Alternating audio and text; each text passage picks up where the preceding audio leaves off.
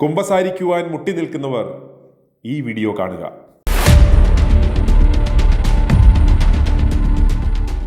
സഹോദര, കുമ്പസാരത്തെ പറ്റി പിന്നെയും ചില അഭിപ്രായങ്ങളല്ല, വചനം തന്നെ പറഞ്ഞോട്ടെ. എനിക്ക് വചനം വിട്ട് സംസാരിക്കാൻ അറിയത്തില്ല. ഈ വിധ കാര്യങ്ങൾ ആത്മീയ കാര്യങ്ങളാണല്ലോ. നമ്മൾ എന്തെങ്കിലും പറഞ്ഞാൽ അത് ശരിയല്ല, അത് ദൈവസന്നിധിയിൽ പാപവുമാണ്.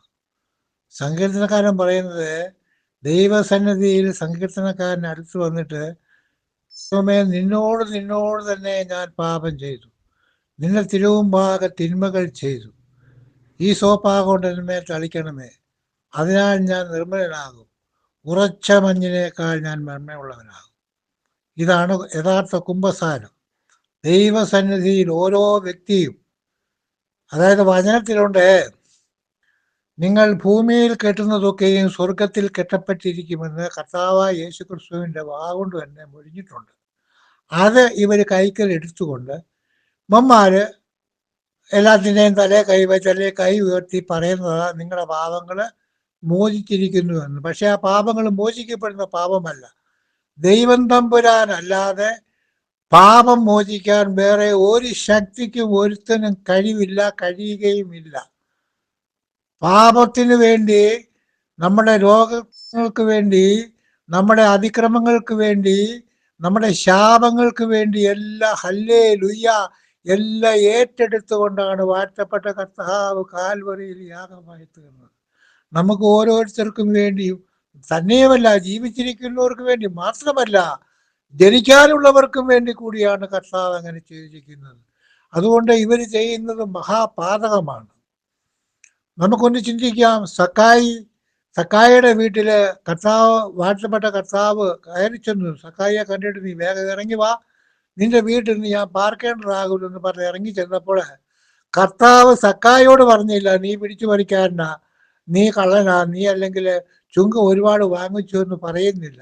എന്നാൽ കർത്താവിനെ കണ്ട മാത്രയിൽ തന്നെ സക്കായിയുടെ ഹൃദയം ഉരുകി. സക്കായി അപ്പൊ അവന്റെ പാപങ്ങളെ അവൻ തന്നെ ഓർത്തു. കർത്താവെ, ഞാൻ അധികമായിട്ട് വല്ലതും വാങ്ങിച്ചിട്ടുണ്ടെങ്കിൽ ഞാൻ മടക്കി ഇരട്ടിയല്ല 4 ഇരട്ടി മടക്കി കൊടുത്തേക്കാമെന്ന് പറഞ്ഞു. അതാണ് യഥാർത്ഥ മാനസാന്തരം. അതുകൊണ്ട് എന്തു പറ്റി? അവനും അവന്റെ ഭവനത്തിലുള്ളവരും രക്ഷപ്പെട്ടു. ഇത് ഈ മൊണ്ണക്കുഞ്ഞാടുകൾ മനസ്സിലാക്കാതെ ഈ കുപ്പായത്തിന്റെ പുറകെ പോവുക. ഈ കുപ്പായക്കാർ കുപ്പായം അടിച്ചിട്ടിട്ട് എൻ്റെ അടുത്ത് പറ്റണം, ഞാൻ ഇവരെ മാനസാന്തരം എന്താണെന്നും കുമ്പസാരം എന്താണെന്നും ഞാൻ പഠിപ്പിച്ചു വിടും. പ്രിയപ്പെട്ടവരെ, നമുക്ക് ഈ ലോകത്തിലെ അധികം കാലങ്ങളൊന്നും ഇല്ല. കർത്താവിൻ്റെ വരവ് ഏറ്റവും അടുത്തുപോയി. നമുക്ക് ദൈവത്തിൻ്റെ മുഖത്തേക്ക് നമുക്ക് നോക്കാം. ഗലാത്യ ലേഖനത്തിൽ പറയുന്നത്, ബുദ്ധിയില്ലാത്ത ഗലാത്യരെ, യേശുവിനെ ക്രൂശിക്കപ്പെട്ടവനായി നിങ്ങളുടെ കൺമുൻപിൽ വരച്ച് കിട്ടിയിരിക്കെ നിങ്ങളെ ക്ഷുദ്രം ചെയ്തു മയക്കിയത് ആര്? ഈ വചനം വളരെ ചിന്തിക്കത്തക്കതും ആത്മീയ വർധനവിന് ഉതകുന്നതുമായ ഒരു വചനമാണ്.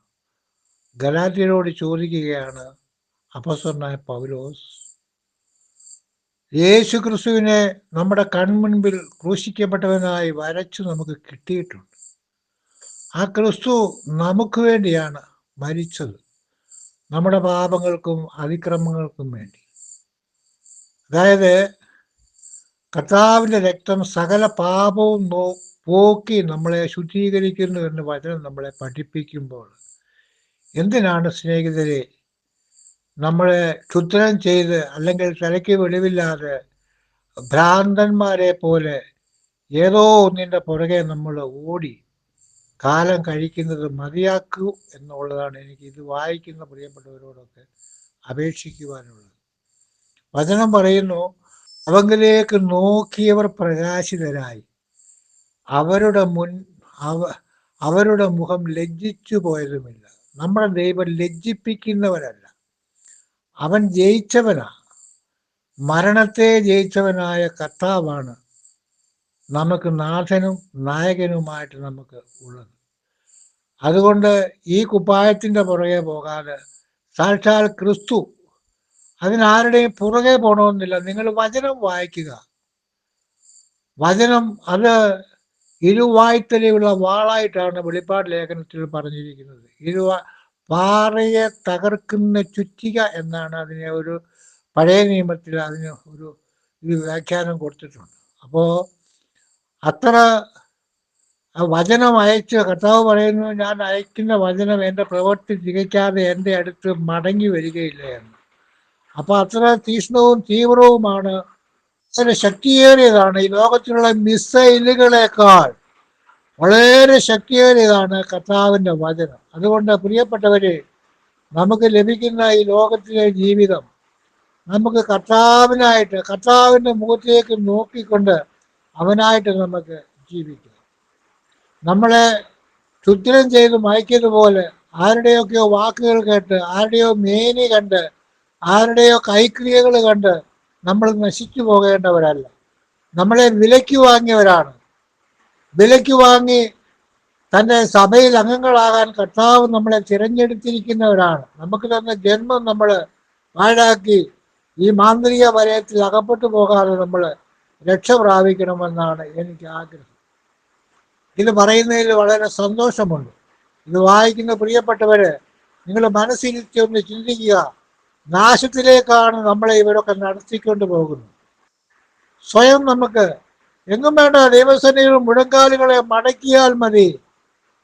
വേറൊരുവരുടെ കൂടെ പോകണമെന്നില്ല.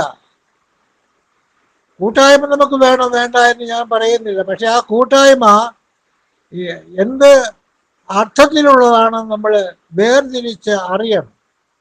നമുക്ക് വിവേകബുദ്ധി ദൈവം തന്നിട്ടുണ്ടല്ലോ, ചിന്താശക്തി തന്നിട്ടുണ്ടല്ലോ. ദൈവകൃപ നമ്മൾ പ്രാപിച്ചവരാണെങ്കിൽ, പ്രാപിച്ചവരല്ലെങ്കിൽ തന്നെ കർത്താവിൻ്റെ സന്നിധിയിലും മുഴങ്കാലുകളെ മടക്കി പ്രാർത്ഥിച്ചാൽ എൻ്റെ അടുക്കൽ വരുന്നവനെ ഞാൻ ഒരു നാൾ ഉപേക്ഷിക്കുകയില്ല, കൈവിടുകയില്ല എന്നാണ് കർത്താവ് പറഞ്ഞിരിക്കുന്നത്. അറിയാമോ, ഒരുവൻ ദൈവസന്നിധിയിൽ അടുത്തു വന്നാൽ ദൈവമുണ്ടെന്നും, ഇത് വചനമാണ് പറയുന്നത്, ഒരുവൻ ദൈവസന്നിധിയിൽ അടുത്തു വന്നാൽ ദൈവമുണ്ടെന്നും ദൈവം അവന് വേണ്ടി പ്രവർത്തിക്കുന്നു അവൻ വിശ്വസിക്കേണ്ടതാകുന്നു.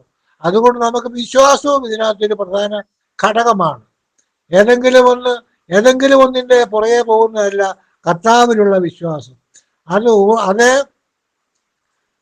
പർവ്വതങ്ങൾ കുലുങ്ങി കടലിൽ വീണ് അതിലെ വെള്ളം ഇരച്ചു പൊങ്ങിയാലും ദൈവത്തിൻ്റെ വാഗ്ദത്തത്തിനോ അവൻ്റെ വാക്കുകൾക്കോ ഒരു മാറ്റം വരുത്തില്ല. ഭൂമി മാറിപ്പോയാലും ആകാശം നീങ്ങിപ്പോയാലും കർത്താവിൻ്റെ വചനം അത് എന്നേക്കും നിലനിൽക്കുന്നതാണ്. അതുകൊണ്ട് പ്രിയമുള്ളവരെ, കർത്താവായ യേശു ക്രിസ്തുവിൽ കൂടെ മാത്രമേ ഉള്ളൂ രക്ഷ.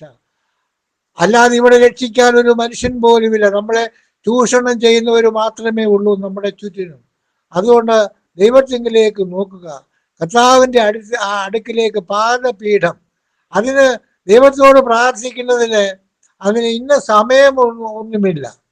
അവൻ്റെ സന്നിധിയിൽ നമുക്ക് എപ്പോ വേണമെങ്കിലും ഏത് നേരത്തും അടുത്ത് എന്നിട്ട് നമ്മുടെ ദൈവസന്നിധിയിൽ നമ്മുടെ ആവശ്യങ്ങളെ നമുക്ക് പറഞ്ഞാൽ മതി. ആരും കേൾക്കണമെന്നൊന്നും ഇല്ല. ദൈവത്തോടാണ് നമ്മൾ സംസാരിക്കുന്നത്. ദൈവമാണ് നമുക്ക് വേണ്ടി പ്രവർത്തിക്കേണ്ടത്. മനുഷ്യന്റെ കരങ്ങൾ അത് കുറുകിപ്പോ. കർത്താവ് പറഞ്ഞല്ലോ, എൻ്റെ കാത് മന്ദമായതല്ല, എൻ്റെ കരം കുറുകിയതുമല്ലെന്ന് കർത്താവ് പറഞ്ഞിട്ടുണ്ട്. അതുകൊണ്ട് സർവശക്തനായ ദൈവത്തിൻ്റെ സന്നിധിയിലേക്ക് അടുത്ത് ചെന്നിട്ട്, കർത്താവേ, ഞാൻ കുഴപ്പത്തിലായിരിക്കുന്നു, എന്നെ സഹായിപ്പാൻ നീ മാത്രമല്ലാതെ ആരുമില്ല. കർത്താവ് പറയുന്നുണ്ട്, എന്നാൽ അസാധ്യമായത് വല്ലതുമുണ്ടോ എന്ന്. വേറെ ആരെങ്കിലും ഈ ലോകത്തിൽ ചോദിച്ചായിട്ട് കേട്ടിട്ടുണ്ടോ? എന്നാൽ അസാധ്യമായിട്ട് യാതൊന്നുമില്ലെന്ന് കർത്താവ് തന്നെ വളരെ സ്പഷ്ടമായിട്ടും വ്യക്തമായിട്ടും പറഞ്ഞിരിക്കെ, അഖിലാണ്ടത്തിൻ്റെ ഉടയവനെ നമ്മുടെ സൃഷ്ടാവാണ് കർത്താവ്. അല്ലാതെ മറ്റൊരുത്തൻ രക്ഷയില്ല. രക്ഷിക്കപ്പെടുവാൻ ആകാശത്തിന്റെ കീഴിൽ മനുഷ്യരുടെ നൽകപ്പെട്ട വേറൊരു നാമമില്ല. എല്ലാ നാമത്തിലും മേലായ നാമം, എല്ലാ അധികാരങ്ങളും ഉള്ളവൻ, ദേവാധിദേവൻ, രാജാതി രാജാവ്, കർത്താതി കർത്താവ്. ആ കർത്താവിന്റെ സന്നിധിയിലേക്ക് നമുക്ക് അടുതിയല്ല. ദൈവം മാത്രമേ ഉള്ളൂ, ദൈവങ്ങളില്ല. പ്രിയപ്പെട്ടവരെ, യാഹുവേ അല്ലെങ്കിൽ യഹോവ എന്നാകുന്നു ദൈവത്തിന്റെ നാമം. എന്നാൽ ഈ പേര് ഉച്ചരിക്കുവാന് യഹൂദനും വിറയലോടുകൂടി അവന് ഉച്ചരിക്കുമായിരുന്നുള്ളൂ. ഭയം നിമിത്തമാണ് ദൈവം എന്നുള്ള ഒരു വാക്ക് കയറി വന്നത്. അതുകൊണ്ട് നമുക്ക് ദൈവസന്നിധിയിൽ അടുത്തിയെന്ന് നമ്മുടെ കുറവുകളെ ഏറ്റുപറഞ്ഞ് രക്ഷയ്ക്കായിട്ട്, നിത്യരക്ഷയ്ക്കായിട്ട്, ജീവനിലേക്ക് പോകും. കർത്താവ് പറഞ്ഞല്ലോ, എന്നിൽ വിശ്വസിക്കുന്നവന്റെ ഉള്ളിൽ നിന്നും തിരുവെടുത്ത് പറയുന്നത് പോലെ ജീവജലത്തിന് നദികൾ ഒഴുകുമെന്ന്. നിത്യജീവന്റെ പാറ അവനാകുന്നു. ഇന്നും യോർദാൻ പിളർക്കും. ഇന്നും പാറയിൽ നിന്നും വെള്ളം ചാടിച്ച് നമുക്ക് തരുവാൻ കഴിവുള്ളവനാണ് ദൈവം. അവന് ഇന്നലെയും ഇന്നും എന്നേക്കും അവൻ അനന്യനാകുന്നു. അവന് ആച്ഛാദനമില്ല. മഞ്ഞുകാലം വരുമ്പോൾ ഒരു ദൈവം, വേനൽക്കാലം വരുമ്പോൾ ഒരു ദൈവം, മഴക്കാലം വരുമ്പോൾ ഒരു ദൈവം എന്നൊന്നുമില്ല. നമ്മുടെ ദൈവം നിത്യനാണ്. പുരാതനമേ സിംഹാസനസ്ഥനായവനാണ് നമ്മുടെ ദൈവം. ആ ദൈവത്തെ നല്ല ദൈവത്തെ ഈ വൃത്തികെട്ട ചൂഷകരുടെ കെണിയിൽ അകപ്പെടാതെ വണ്ണം നമുക്ക് ദൈവത്തിന്റെ അടുക്കിലേക്ക്, എൻ്റെ അടുക്കൽ വരുന്നവരെ ഞാൻ ഒരു നാൾ ഉപേക്ഷിക്കുകയില്ലെന്ന് പറഞ്ഞ ആ കർത്താവിന്റെ വാഗ്ദത്തം, അവന്റെ വചനം, അത് സ്ഥിരതയുള്ളതാ. സ്വർഗത്തിൽ സ്ഥിരമായിട്ടുള്ള വചനമാണ് നമുക്ക് ഈ ഭൂമിയിൽ തന്നിരിക്കുന്ന ദൈവവചനം. സത്യവേദ പുസ്തകമെന്നാണല്ലോ. വേറെ ഏതെങ്കിലും പുസ്തകത്തിന് സത്യമെന്ന് എഴുതിയ ആരംഭമുണ്ടോ? ഇല്ല. അതുകൊണ്ട് നമുക്ക് ദൈവസന്നിധിയിൽ അടിസ്ഥിയല്ല. ഈ കാലഘട്ടങ്ങളിലെ പലവിധമായിട്ടുള്ള വാർത്തകളും ചൂഷണങ്ങളും മറ്റ് രീതികളും കേൾക്കുമ്പോൾ ഹൃദയം തകർന്ന് നാം എവിടേക്ക് പോകുന്നു, അല്ലെങ്കിൽ ഈ ജനത്തെ ഈ നേതൃത്വങ്ങൾ എങ്ങോട്ടാണ് നയിക്കുന്നത് എന്നുള്ള ഒരു പ്രാണഭീതി എനിക്കുമുണ്ട്. അതുകൊണ്ടാണ് പ്രിയപ്പെട്ടവരെ, സത്യം നമ്മൾ അറിയണം. സത്യം നമ്മൾ അറിഞ്ഞാൽ അത് നമ്മളെ സ്വതന്ത്രരാക്കും. ഇത് ദൈവവചനമാണ്. സത്യം നിങ്ങൾ അറിഞ്ഞാൽ, കർത്താവിന്റെ വാഗോട്ട് തന്നെ പറഞ്ഞതാ, പുതിയ നിയമത്തിലുണ്ട്. സത്യം നിങ്ങൾ അറിഞ്ഞാൽ സത്യം നിങ്ങളെ സ്വതന്ത്രരാക്കും. അതുകൊണ്ട് നമ്മളെ അതേ ഗലാത്യ ലേഖനത്തിൽ പറയുന്നത് പോലെ, ബുദ്ധിയില്ലാത്ത ഗലാത്യര്, യേശു ക്രിസ്തുവിനെ ക്രൂശിക്കപ്പെട്ടവനായി നിങ്ങളുടെ കൺമുൻപിൽ വരച്ചു കിട്ടിയിരിക്കെ നിങ്ങളെ ക്ഷുദ്രം ചെയ്തു മയക്കിയത് ആര് എന്നാണ് പറയുന്നത്.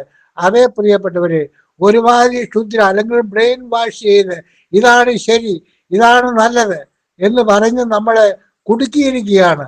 ആ കുടുക്കിൽ നിന്ന് നാം രക്ഷപ്പെടേണ്ടത് ഈ കാലഘട്ടത്തിൻ്റെയും നമ്മുടെ നിത്യരക്ഷയുടെയും നമ്മുടെ കുടുംബങ്ങളുടെ രക്ഷയുടെയും ആവശ്യമാണ്. അതുകൊണ്ട് ചിന്തിക്കുക, പ്രവർത്തിക്കുക. സമയം ഇനി അധികമില്ല.